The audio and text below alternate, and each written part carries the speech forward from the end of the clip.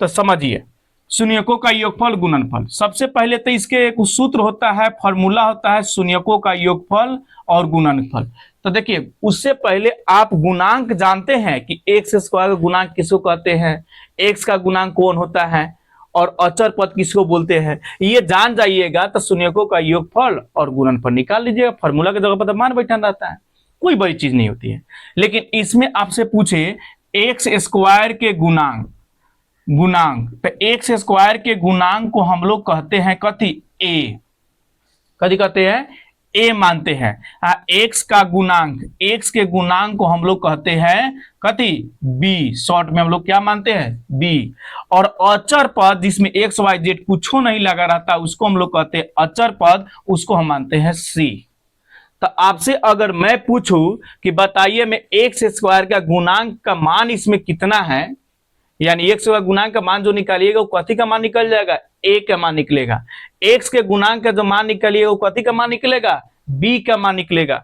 अचर पद का जो मान निकालिएगा वो आपका सी का मान निकलेगा। तो पहले ए बी सी का मान ओरिजिनल रूप से निकालना पहले सीख लीजिए। तो एक्स स्क्वायर इसमें ढूंढिए, कहाँ है एक्स स्क्वायर, यहाँ है। तो एक्स स्क्वायर में कितना से गुना है, तो एको को यहां लिखा हुआ नहीं है, तो मान लेंगे एक, क्या, एक, यानी कि एक्स स्क्वायर में एक से गुना है। तो कथी का मान निकल गया, आपका ए का मान निकल गया, यानी कहने का मतलब ए बराबर हो गया एक। अब आइए एक्स का गुणांक, तो देखिए एक्स कहां लिखा है, यहां है, ये तो एक्स स्क्वायर ना है, मैंने बोला है एक्स। तो एक्स का गुणांक मतलब एक्स में कितना से गुना है, तो 7 से। वो कथी का मान निकलेगा, बी का, यानी बी बराबर क्या हो गया, 7। उसके बाद कथी है, अचर पद, कथी है, अचर पद। तो अचर पद उसको बोलते हैं जना में एक्स वाई जेड यानी एबीसीडी का कोई लेटर नहीं रहता है, यानी कि यह अधिकांशतः लास्ट में लिखा हुआ रहता है। तो ये क्या है, 10 में एक्स वाई जेड नहीं लिखा हुआ है, तो वहीं आपका कथी का मान हो गया, सी का मान हो गया। तो सबसे पहले तो आप ये समझ गए कि एक्स स्क्वायर के गुणांक को हम ए कहते हैं, और ए कहां रहता है, ए के मान निकाल लिए। एक्स के गुणांक को हम लोग बी कहते हैं, बी के भी मान जान गए, और अचर पद हम लोग सी कहते हैं, इसका मान जान गए। पहले बेसिक कंसेप्ट समझिए, तब उसके बाद समझते हैं। तो ये बात आपको माइंड में सेट हो गया, नोट कर लीजिएगा, समझ लीजिएगा। चलिए अब हम लोग इसके सूत्र की ओर चलते हैं, ठीक है। अब इसका सूत्र क्या होता है, शून्यकों का जैसे हम लोग योगफल निकालते हैं, शून्यकों का योगफल, तो शून्यकों का योगफल को हम लोग शॉर्ट में लिखते हैं अल्फा जोड़ बीटा, अल्फा जोड़ बीटा, इसको शॉर्ट में हम लोग कहते हैं। शून्यकों का योगफल ना लिख करके शॉर्ट में लिखेंगे अल्फा प्लस बीटा। चलिए एक तरफ हम भाषा वाला ही लिख रहे हैं, एक तरफ शॉर्ट वाला भी लिख दे रहे हैं। इसका फॉर्मूला होता है, शून्यकों का योगफल का सूत्र होता है माइनस एक्स का गुणांक, माइनस एक्स का गुणांक स्क्वायर का गुणांक, ये आपका सूत्र होता है।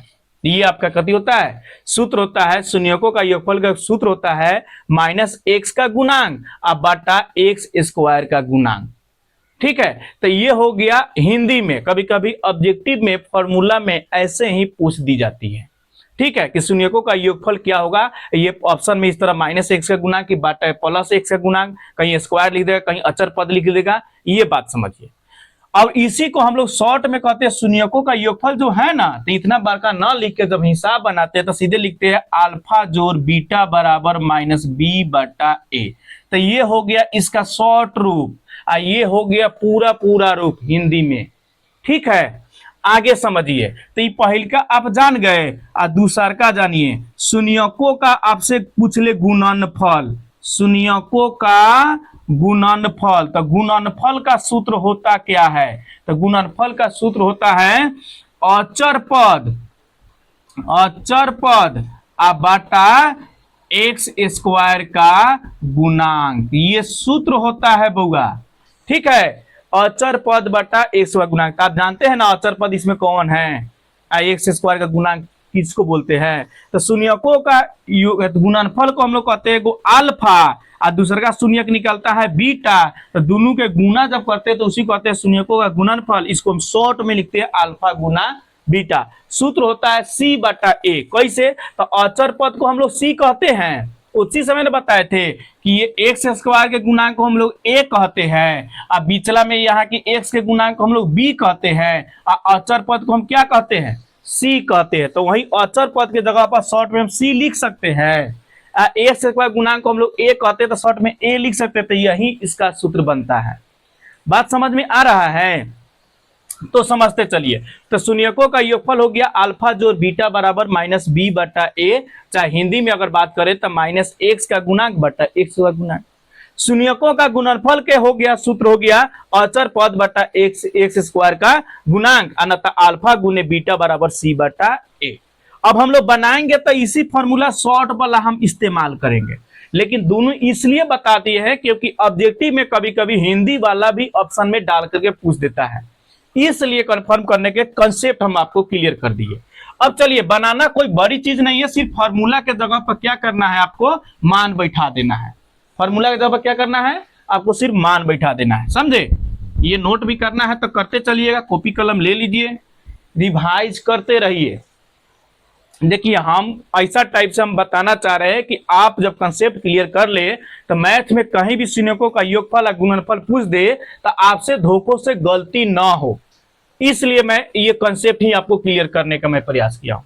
आइए, अब ये कथी कह रहा है, शून्यकों का योगफल तथा गुणनफल। तो शून्यकों का योगफल कथी कहते हैं, अल्फा जोड़ बीटा बराबर माइनस बी बटा ए। तो अब बताइए में बी के मान कौन है, तब बोले थे ना एक्स स्क्वायर का गुणांक, तो एक्स का गुणांक कितना है 7, अब फॉर्मूला के माइनस, तो माइनस में क्या हो जाएगा 7, अब बटा और एक्स स्क्वायर का गुणांक एकरा के ए कहते, एकरा के बी, एकरा के सी, ये लेखा बनाते बनाते आपको रटा जाएगा।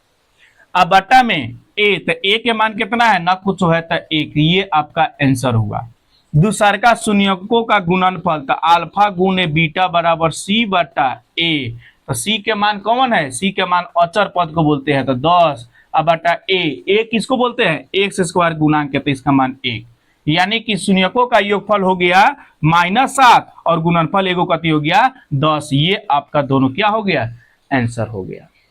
बोलिए कोई दिक्कत है तो बोलिए। तो मैंने आपको पहले फार्मूला बताया, फार्मूला को समझने का मैं तरीका बताया, शॉर्ट में बताया और भास्ट में बताया, और उस पर मैंने हिसाब बता के आपको बता दिया। चलिए, तो ये होगा एगो बहुपद के समीकरण से।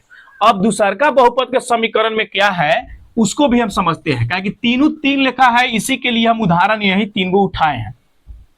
ठीक है, ये तीनों उदाहरण से बनाते तो कोई दिक्कत नहीं होता है। सेकेंड नंबर क्वेश्चन समझिए, 4u स्क्वायर प्लस 8u। अब बताइए, इसका भी कह रहा है आपको शून्यकों का योगफल, शून्यकों का योगफल अतः क्या ज्ञात करना है, गुणनफल को ज्ञात करना है।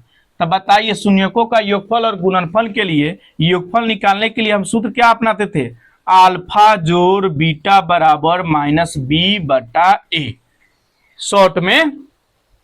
तब बताइए माइनस बी का मान, कभी कभी बउआ ये ऑब्जेक्टिव भी पूछ देता है, इसीलिए कह रहे हैं सब्जेक्टिव में 2 नंबरिया पूछेगा तो दोनों कहेगा निकालने के लिए 2 नंबरिया पूछ देगा।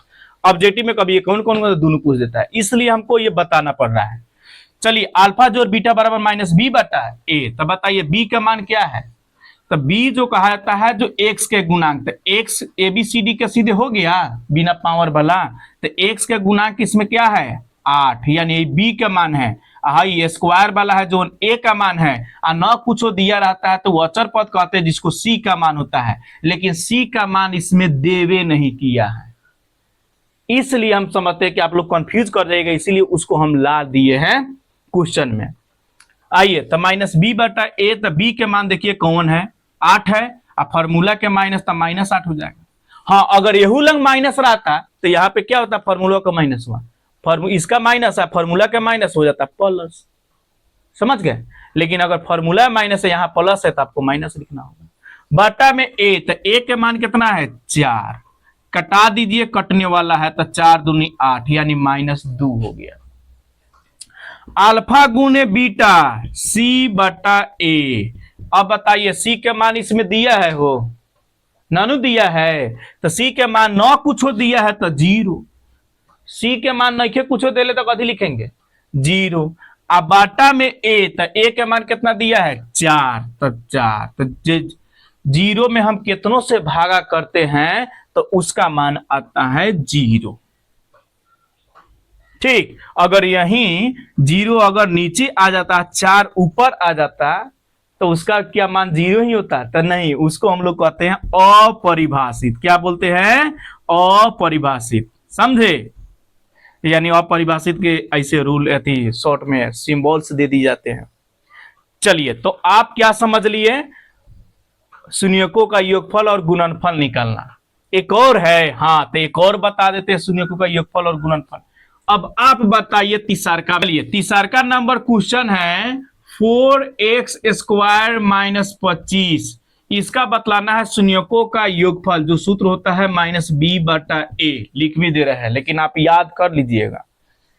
आइए, b का मान क्या दिया हुआ है? स्क्वायर का गुणांक तो हम a कहते हैं, और बिना स्क्वायर के गुणांक यानी x के गुणांक हम लोग b कहते हैं। तो b का मान इसमें दिया है नहीं।